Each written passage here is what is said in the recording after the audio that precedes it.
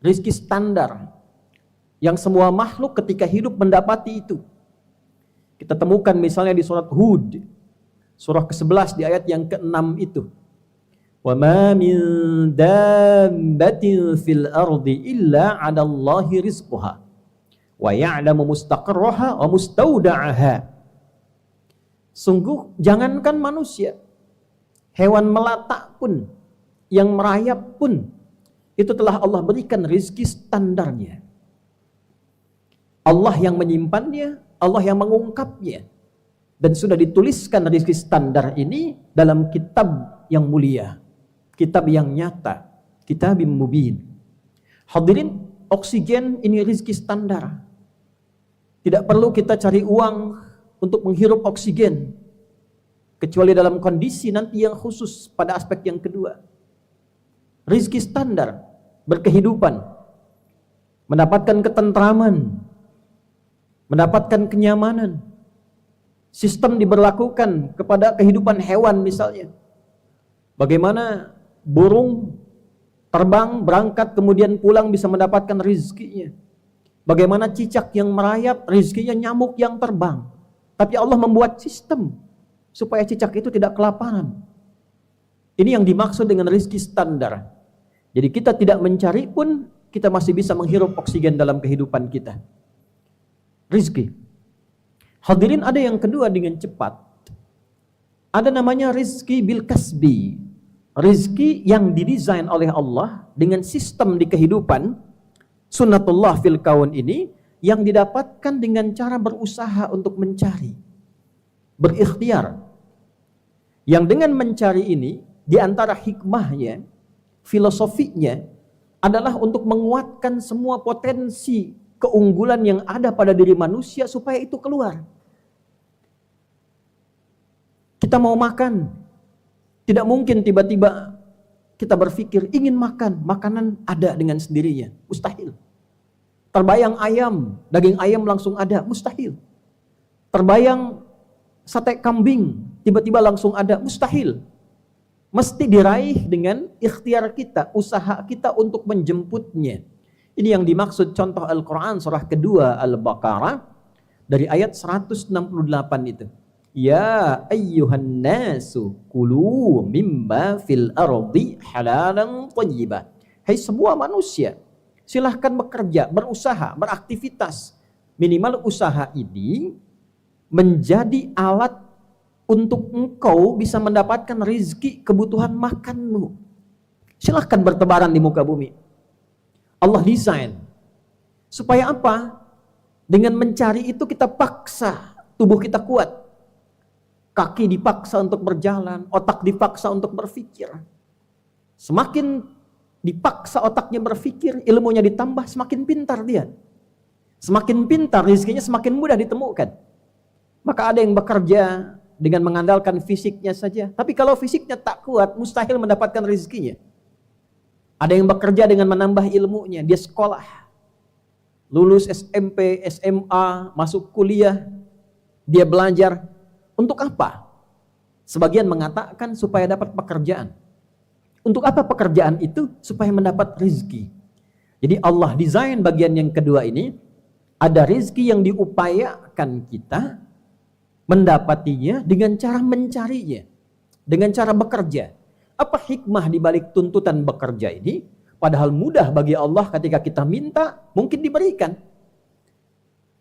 Apa tujuan dari ini semua? Sekali lagi, untuk melatih semua instrumen di tubuh kita, alat-alat organ tubuh kita, baik secara fisik pun demikian intelektual, supaya keluar semua potensi keunggulan manusia itu dan menjadi lebih berkualitas, lebih baik dibandingkan sebelum dia mengaktifkan kemampuan itu semua.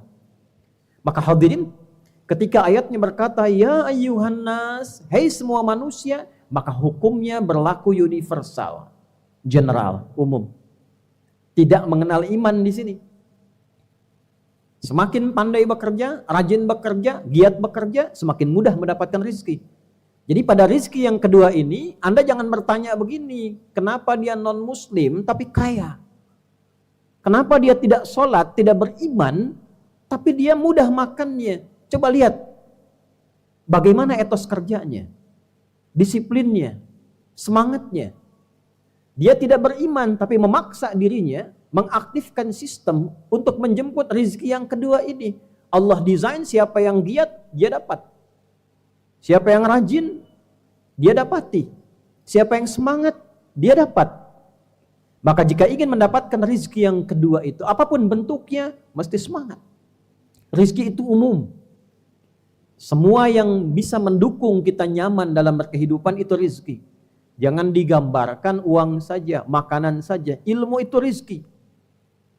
Jadi kalau para siswa, para murid, penuntut ilmu, serius belajarnya, rajin belajarnya, giat belajarnya, dapat ilmunya, dapat rezekinya. Pun demikian, anak itu rezeki. Kalau orang tua serius merawat anaknya, sungguh-sungguh merawat anak, maka mendapatkan rezeki yang terbaik dari anak-anaknya. Orang tua juga rezeki. Kalau anak serius merawat orang tuanya, berbakti pada orang tuanya, ridha Allah diturunkan lewat ridha orang tuanya, turun rezeki. Meringankan hidup, mempermudah pekerjaan, itulah rezeki. Tapi semua itu konsepnya ditempuh dengan kesungguhan. Ingin dapat, serius. Ingin meraih, sungguh-sungguh. Baik itu pekerjaan yang sifatnya melahirkan materi, makanan, kedudukan, ataupun yang imateri, yang tidak kelihatan langsung, tak disentuh. Kebahagiaan, pengetahuan, kedamaian, serius, sungguh-sungguh. Yang ketiga hadirin, ada rezeki yang ketiga yang diberikan berupa anugerah spesial dari Allah. Dalam bentuk keberkahan yang diakibatkan karena kuatnya tingkat spiritual yang dimiliki. Dekatnya hubungan dengan Allah subhanahu wa ta'ala. Kedekatan hubungan itu digambarkan dalam bahasa Al-Quran dengan takwa namanya. Semakin meningkat takwanya, semakin dekat rezekinya. Dan melampaui batas yang kedua. Klasifikasi rezeki yang dicari bil kasbi dengan usaha standar. Karena dia mendekat kepada Allah dan Allah tanpa batas, maka diberikan rezeki melewati batasan-batasan biasa. Itu yang disebut dengan min haitsu la yahtasib. La yahtasib. Tak pernah terhitung sebelumnya. Yang terhitung itu yang diusahakan. Saya kerja dapat gaji segini. Kalau saya ngajar dapat pendapatan sekian. Itu namanya muhtasab, sesuatu yang dihitung.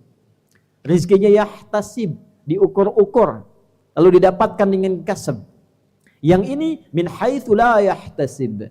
Maka turunlah kemudian ayat untuk menegaskan di Quran surah ke-65 itu. Di ayat yang kedua, di ujungnya sampai ayat yang ketiga di awalnya. Wa may yattaqillaha yaj'al lahu makhraja wa yarzuqhu min haitsu la yahtasib. Dan siapapun yang mampu meningkatkan ketakwaannya kepada Allah, takwanya dia tingkatkan. Maka diberikan kemudahan dalam hidupnya, persoalannya diringankan. Yaj'al lahu makhraja, ringan hidupnya. Wa yarzuqhu min haitsu la yahtasib. Bahkan rezekinya pun Allah berikan dari sisi yang tidak dia duga. Rezeki pertama dia dapatkan bernafas juga. Menjalani kehidupan normal, kakinya berjalan, matanya melihat, itu kan rezeki. Standar diberikan. Lalu dia beraktivitas juga seperti biasa. Ada yang mengajar, ada yang bertani, ada yang berkebun, ada yang di pemerintahan misalnya, ada yang di institusi-institusi, ada yang di kepolisian, di tentara, bil kasbi, dia biasa. Tapi saat yang sama, dia naikkan takwanya melebihi level-level standar biasa. Takwa ada dalam bentuk ibadah ritual, misal salatnya. Dzalikal kitabu la raiba fihi hudal lil muttaqin. Siapa muttaqin di sini orang takwa? Ayat 3-nya, alladzina yu'minuna bil ghaib. Dia selalu yakin dengan Allah. Wa yuqimunas shalah, dia tingkatkan salatnya. Dia tunaikan salat dengan baik dan benar, dia tingkatkan. Orang cukup dengan fardu, dia tingkatkan sunnah. Orang kerjakan sunnah siang hari, dia bangun malam hari.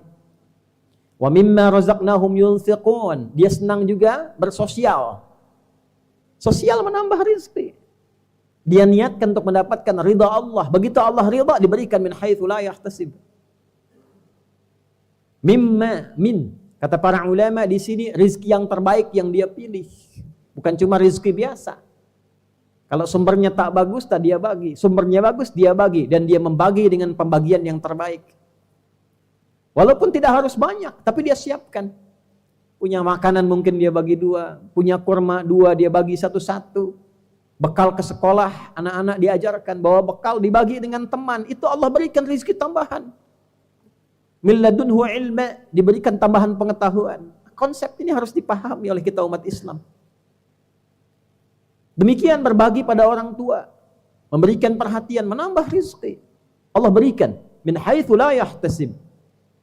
Walladzina yu'minuna bima unzila ilaik, rajin baca Al-Qur'an, tambah menghafal, nanti rizki datang. Betapa banyak anak-anak diberangkatkan haji, umrah, dapat hadiah karena hafalan Qur'annya. Padahal dia belum mampu mencari rizki yang standar, yang kedua, bil kasbi. Tapi ada orang tua yang bahkan nabung untuk haji, puluhan tahun, hajinya karena anaknya, karena ketakwaan yang dibangun di dalamnya. Oleh karena itu orang tua yang menginvestasikan anaknya bersekolah, cari sekolah yang mendekatkan dia dengan Allah. Ketika anak dari kecil kenal Allah, Allah turunkan kelebihan, kemewahan, keistimewaan rizki yang tidak ditemukan pada level 1 dan level 2. Ini yang kemudian dicontohkan di Al-Quran, rizki yang diberikan pada Maryam, Sayyidah Maryam alaihassalam. Diberikan kelengkapannya, kenikmatannya, kekhususannya, sampai pamannya mengonfirmasi, ya Maryamu anna laki hadha. Qalat, perhatikan kalimatnya, huwa min indillah, innallaha yarzuqu man yasha' bighairi hisab. Paman, ini anugerah khusus dari Allah, spesial. Allah akan memberi pada siapapun tanpa batasan. Bagi siapa yang dikehendaki. Maksud ayat ini, jadilah kita seperti yang dikehendaki itu. Kalau ingin rizki tanpa batasan. Bagaimana Maryam didik anak-anak perempuan Anda? Bagaimana Maryam mendekat kepada Allah? Bagaimana ibadahnya, ketakwaannya, dan seterusnya. Untuk yang pria banyak sekali contohnya. Dari mulai orang biasa, Imran misalnya, ayahnya Maryam, Luqman misalnya, atau masuk ke level Nabi misalnya, ada Nabi Yahya alaihissalam, dan Nabi-Nabi yang lainnya. Puncaknya ikuti apa yang dituntunkan Rasulullah, Nabi kita mulia, Nabi Muhammad sallallahu alaihi wasallam. Maka hadirin, jika hari ini tidak sedikit orang mengeluh tentang rizki, tidak sedikit orang merenungkan tentang rizki, kaitan dengan dunia, ada yang merasa kesulitan, ada yang merasa tekanan dan sebagainya, maka coba dicek dulu yang mana di antara rizki yang sedang dikeluhkan ini. Yang pertama, dicek. Mungkin kita kurang mensyukuri organ tubuh kita, digunakan pada perangkat yang salah, dengan cara yang salah. Oleh karena itu rizki standar pun sulit mendapatinya. Alih-alih dipakai taat, tubuh dipakai maksiat. Mulai tidak nyaman, nafas tidak enak.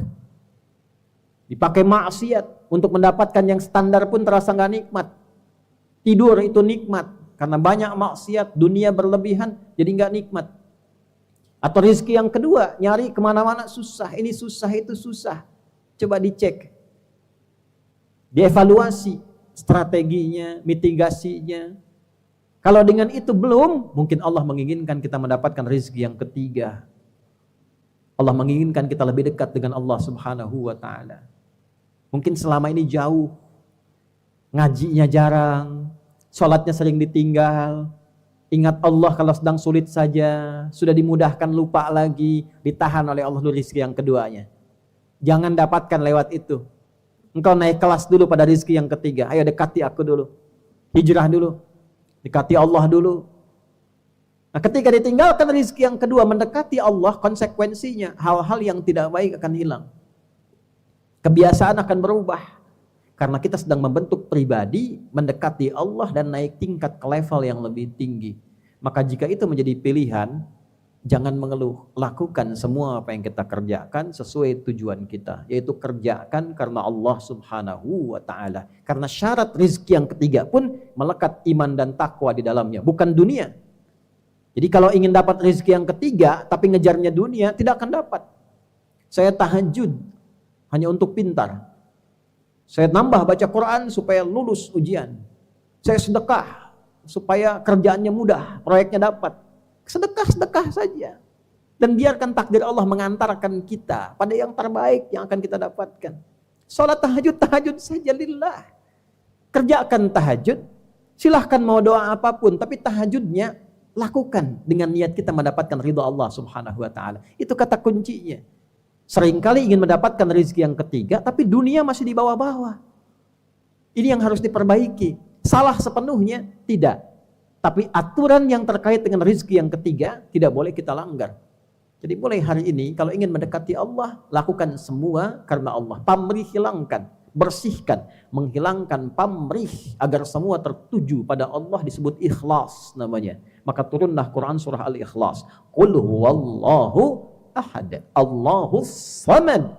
Hanya bergantung pada Allah saja, semua untuk Allah saja, dan biarkan Allah menggerakkan sistem kehidupan yang telah Allah tetapkan, yang mengantarkan kita pada kebaikan yang kita dambakan.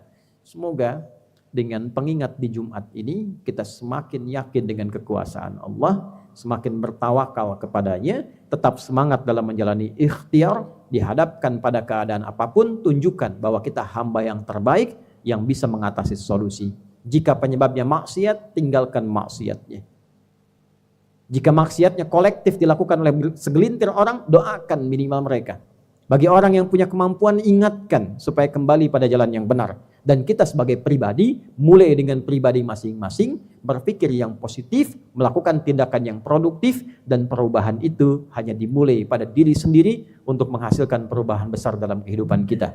Innallaha la yughayyiru ma biqaumin hatta yughayyiru ma bi anfusihim.